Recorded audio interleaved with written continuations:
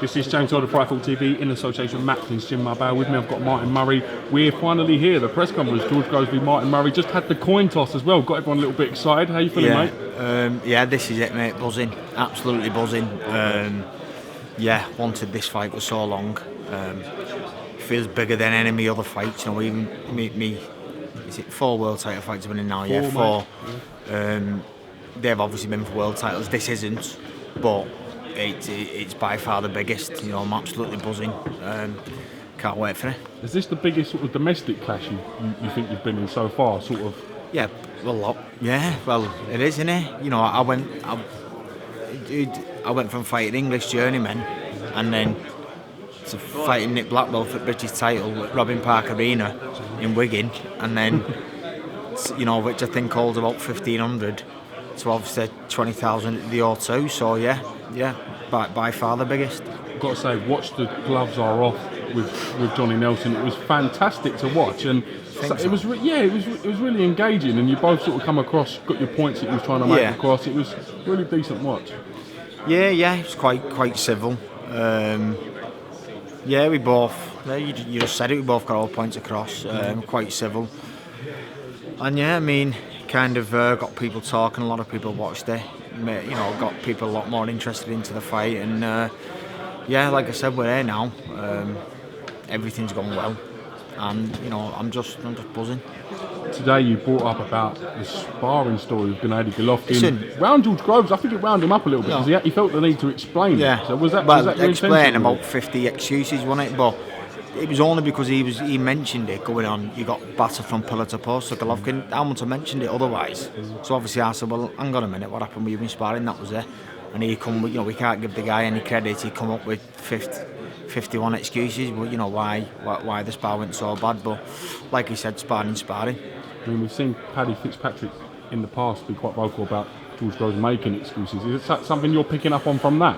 Yeah, definitely. I mean, you know, it's like obviously blame Paddy for his loss against Jack.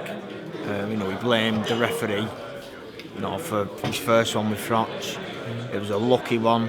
His second one with Frotch. You know what I mean? He got ripped off when he fought Badou Jack. There's just excuses all the time. And when I beat him on Saturday, you know, I suppose it's going to be Shane's fault. And the winner from this obviously is going to go on to a massive fight, potentially Callum Smith, Badou Jack in the mix. James DeGale, of course, is there with the IBF strap.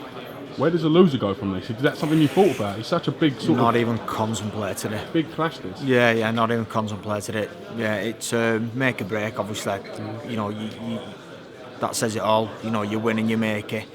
You lose and you break it. But I've not really thought about losing. You know, I've just concentrated on this fight. And obviously fantasising and thinking about what's for me, you know, further down the line. But first things first, obviously I've got a tough fight on Saturday, so I've got to get past George on Saturday, and then we can talk about the future. George said you don't think you'll be able to handle the hostility of the occasion. Having gone to Argentina to fight Martinez with them absolute lunatics spitting at you and whatever else was the case, do you feel that you can handle anything? Yeah, of course. I mean, you know, that never fares me. This won't faze me, but I think might be quite surprised who the crowd will actually be for on Saturday. Fair enough, it's in London, but you know, I think there'll be a lot of casual boxing fans who'll just cheer for anybody. But you know, not many people like George Groves. I know that doesn't make you obviously win a fight, but not many people like him. The amount of people, you know, if I had £1 for every time someone's come up to me since the fight was announced to say, I hope you knock him out, you know, I'd be able to retire a millionaire. But like I said, that doesn't win your fights. I'm not expecting an hostile crowd on Saturday, and even if it is, you know, I always perform best under pressure anyway, so it's no matter.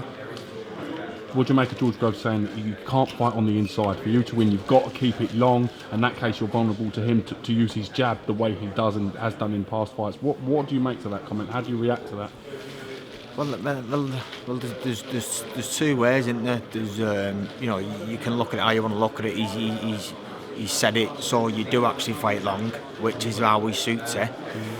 Or he said it so you try and prove to him that you can fight on the inside, and you know you're in range then for for obviously some dangerous shots. But I've not bought too much into it. Like I said up there, then my game plan is going in there and doing and fighting and thinking my fights. I'm not worried about what he's got to bring. We train for it. All the hard work's been done now. So he has got a good jab. Of course he has. He says it's the best in the business. It's not. I personally feel that I've been in with people with better jabs than him, and obviously better power. So, like I said, I'm expecting a tough fight. He is a good fighter, but I've been in with better fighters, and I think Saturday night, even though it's such a kind of 50-50 fight, I've just got this feeling that I'm going to go in there and make a massive statement. We saw the press conference before yours. Chris Eubank Jr. very vocal about Golovkin. He feels he's got the power not only to test Golovkin, but to potentially stop him and beat him. You've been in the ring with Golovkin. You've shared him. You've experienced that power. What was going through your mind when you was hearing these things during the press conference? To be honest with you, you can't knock him in how he thinks. His confidence. You need that as a fighter. You've got to think that no matter what, you can go and beat anybody. So. You can't knock him for that, but I think something like that, unless you've been in there with a guy, I've been in with Martinez, Abraham, Sturm, Golovkin. Martinez when I fought him was pound for pound, second pound for pound fighting at world. Mate, Golovkin's another level. Trust me, another level. He's just brilliant at anything, everything.